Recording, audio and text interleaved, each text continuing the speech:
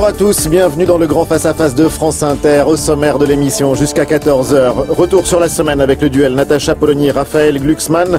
Suivi du débat, l'offensive des forces armées syriennes et russes se poursuit contre la Ghouta dans la banlieue de Damas. Des lignes rouges aussitôt tracées, aussitôt franchies. Faut-il intervenir militairement et au nom de quels principes? Y a-t-il des guerres humanitaires? Pour en débattre, notre invité sera l'ancien président de Médecins sans frontières, le docteur Ronny Broman, nous rejoindra dans une quinzaine de minutes. France Inter, le grand face-à-face, Ali Badou.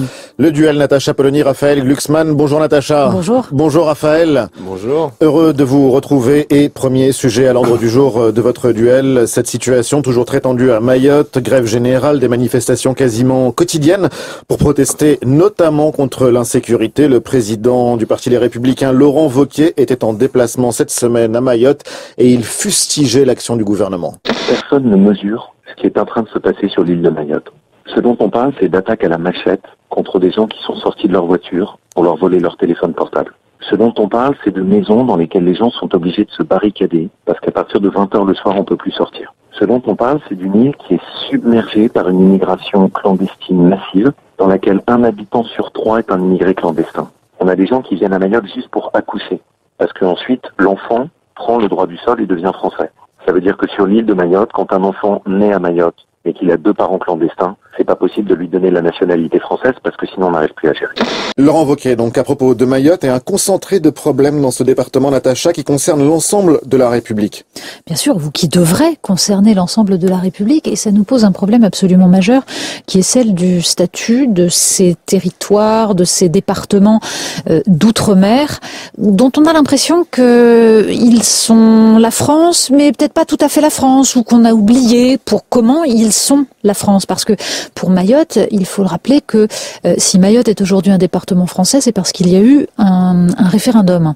Un référendum en 1974 et évidemment, il y a un problème sur le statut de ce référendum, à savoir que, à l'époque, le territoire de Mayotte qui avait voté pour rester dans la France, alors que le reste des Comores avait voulu se détacher, donc le territoire de Mayotte a été en quelque sorte différencié des Comores, ce qui déjà pose un problème quand on réfléchit à la question du pourtour d'exercice sur un référendum, de la question de savoir à qui on pose une question, quelle est l'entité à laquelle on s'adresse et qui répond à cette question politique posée. Mais aujourd'hui, c'est un département. Aujourd'hui, c'est un département. De la République française. Il faudrait peut-être l'assumer. Et là, c'est tout le problème. Sauf que c'est un problème extrêmement complexe puisque la différence majeure de niveau de vie entre Mayotte et les Comores fait que l'application du droit républicain devient quelque chose qui nécessiterait des investissements énormes, sauf qu'il faut l'assumer. Mayotte est désormais un département. Raphaël Glucksmann. Ouais, Mayotte, c'est la France. Alors, si c'est la France, la solution ne peut pas être de remettre en cause le droit français appliqué à Mayotte, comme le propose Laurent Wauquiez. Si Mayotte c'est la France, alors il va falloir trouver une solution sans abolir le droit du sol, puisque c'est le droit qui vaut sur le territoire de la France. Et donc ça ne veut pas dire qu'il ne faut pas nier qu'il y a un immense problème d'immigration clandestine.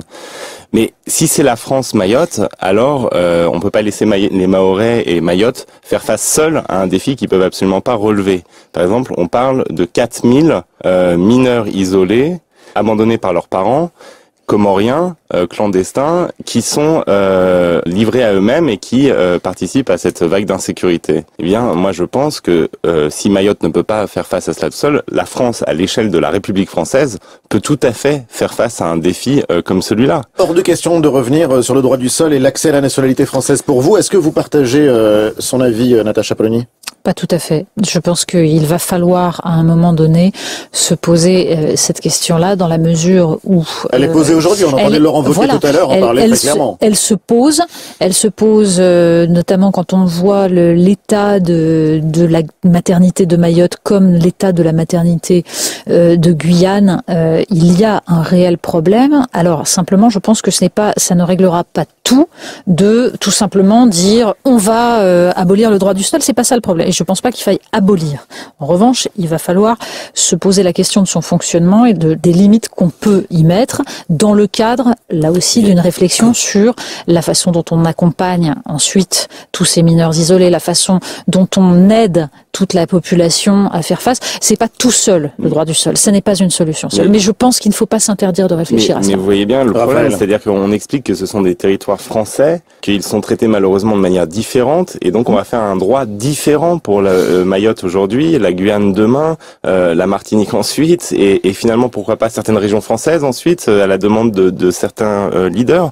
Moi je pense qu'il faut garder un droit unique, mais que si Mayotte c'est la France, alors il va falloir que la France protège les côtes de Mayotte, et deuxièmement se rendre compte que si Mayotte c'est la France, et ben la région la plus pauvre d'Europe, elle est française, parce que la région la plus pauvre d'Europe, c'est Mayotte. Mais c'est étonnant comme on peut poser la question à propos de Mayotte, qui est un département de la République française. Il serait inimaginable d'entendre le président d'une grande formation politique remettre en cause le droit du sol, l'accès à la nationalité française. Mais il faut bien qu'il y a encore un traitement différencié, c'est-à-dire que ce dont les Mayottais souffrent, c'est quoi? C'est qu'il y a moins d'investissement que pour le reste du territoire français sur l'école, il y a moins d'investissement que pour le reste du territoire français sur un ensemble de services publics, et par ailleurs, ils nous demandent de les considérer comme des Français. C'est ça les manifestations. Vous n'accepteriez pas qu'une telle situation ait lieu ailleurs sur le territoire de France.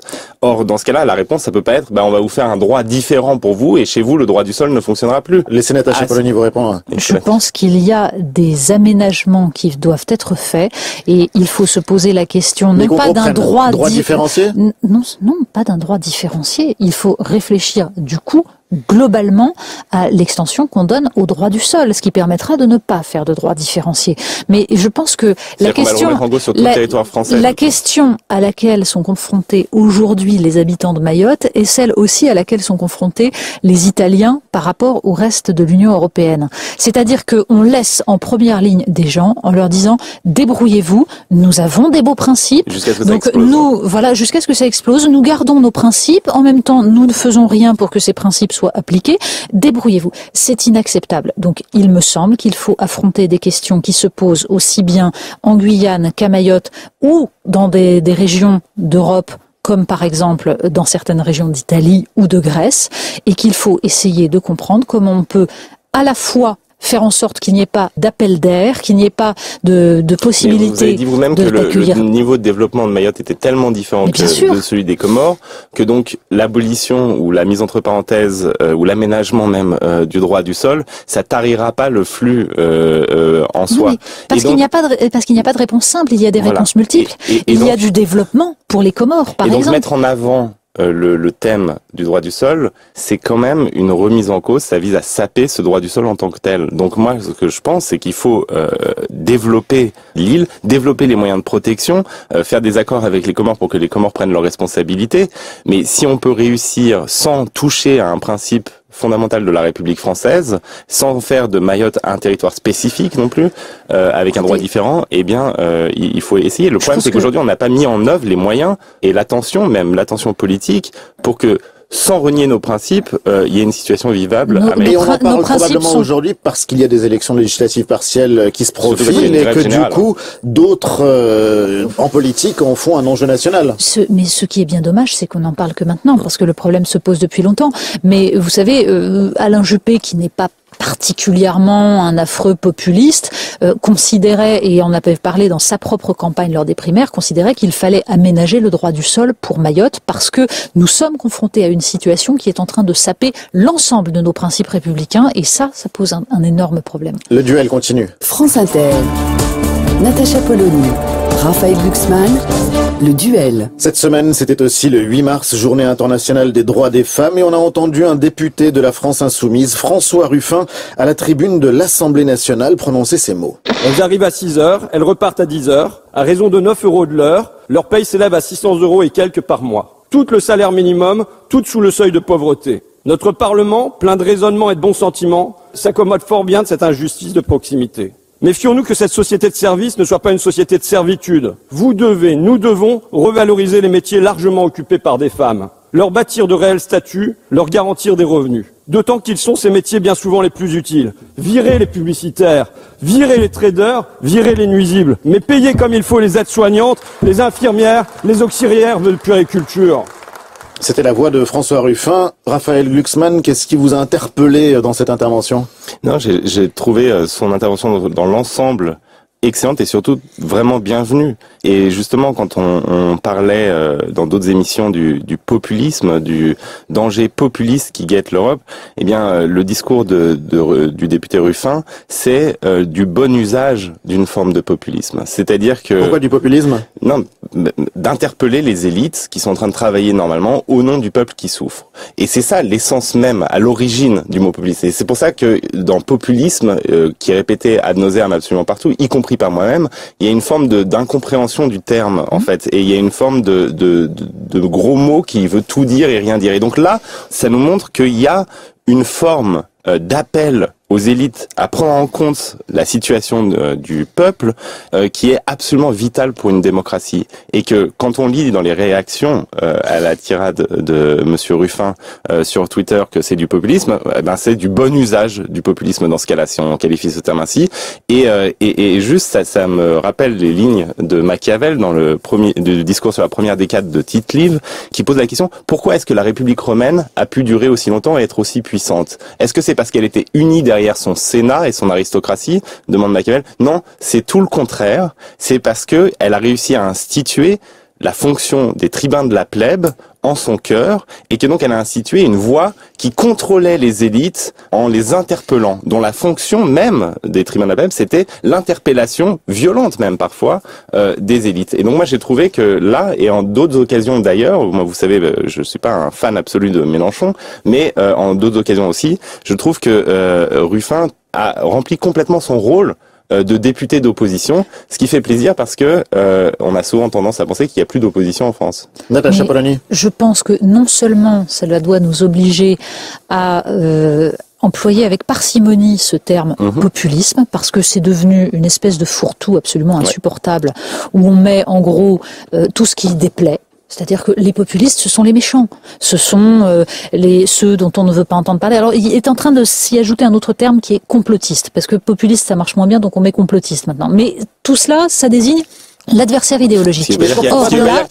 Or là, nous voyons bien qu'il existe de la part de certains une réflexion qui est tout à fait légitime sur la question de savoir comment on fait coïncider le peuple démos, c'est-à-dire le corps politique, avec le peuple comme classe sociale, et comment on peut faire en sorte que tout cela se rejoigne et permette de défendre les intérêts de la majorité, du plus grand nombre, et de ceux qui aspirent à se faire entendre face à un système qui est en train de maintenir son pouvoir. C'est en ça que c'est essentiel. Deuxième chose, juste, il n'est pas anodin que cela se passe donc à l'occasion de la journée de lutte pour les droits des femmes, qui a été transformée en une espèce de happening d'une nouvelle forme de lutte idéologique, où finalement on oublie totalement la question de la lutte des classes, où on oublie totalement les questions que François Ruffin vient rappeler ici, au nom d'une conception purement progressiste au sens le plus minimal et le plus triste de ce terme, qui consisterait à penser que la lutte pour les minorités, et en transformant les femmes en minorités dans ce cas-là,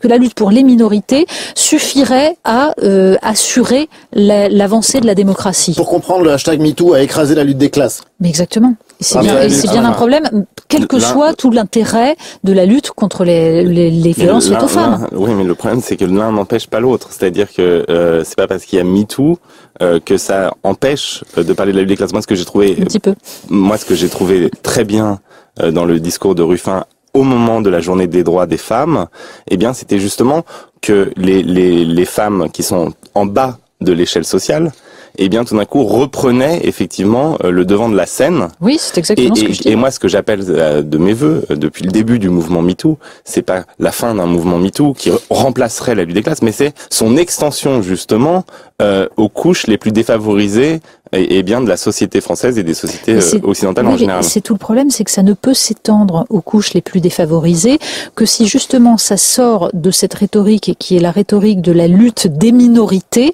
pour devenir une véritable lutte des droits. C'est une lutte pour l'égalité, c'est pas la lutte des minorités. Eh bien justement, je pense que si ça devient une lutte humaniste pour des droits et pour des droits économiques, sociaux et politiques, là, ça permet d'inclure l'ensemble du peuple et en particulier celles qui en ont le plus besoin. Tandis que si c'est conçu sur le modèle des luttes des minorités contre le mal blanc hétérosexuel, mais je pense là, franchement que c'est dans votre vision que c'est quand même une lutte des minorités. C'est-à-dire que d'emblée, pour moi, MeToo, c'est un mouvement qui revendique l'égalité. Le problème sociologique qui se pose à ce mouvement, c'est que ça part d'abord d'une élite, en particulier les actrices, et que donc il faut que ça se diffuse. Et c'est pas une lutte qui se revendique lutte des minorités. Ça, c'est ce que vous calquez sur ce mouvement. Pas du tout. Et c'est comme ça qu'elle procède. Et d'ailleurs, ça n'a pas échappé à une personne essentielle qui est Christiane Taubira, qui, dans une interview à Libération, a expliqué en effet qu'elle considérait que le féminisme devait adopter la forme de la lutte pour les minorités et que les hommes devaient faire l'expérience de la minorité. Il y avait toute une théorie sur le fait que finalement, les luttes raciales étaient plus importantes que les luttes féministes, mais que tout ça devait fonctionner de la même manière. Donc c'est parfaitement théorisé. En tout cas, elle le théorise, mais elle a théorisé quelque chose qui existe en fait. Un mot, Raphaël? Non, je recadre, c'est une lutte pour l'égalité. Pour l'égalité, voilà, quand il y a une situation où la moitié de la population se retrouve dans une situation d'infériorité, de salariale, Sauf qu'on n'a pas parlé d'infériorité salariale dans le mouvement MeToo, c'est autre chose, justement. Or, c'est ce que Ruffin rappelle, c'est qu'il y a une essence qui est que les femmes ont 80% des emplois à temps partiel non choisis, que c'est elles qui sont dans la très grande pauvreté, qu'il n'y a aucune prise en compte des difficultés des familles monoparentales, or c'est elles les familles monoparentales. Voilà, ça c'est une véritable lutte qui est profonde, qui est essentielle et qui n'est absolument pas traitée. L'un n'invalide pas l'autre. Il faut mener une lutte pour l'égalité qui soit réellement transversale dans la société. On va en rester là sur le sujet. Si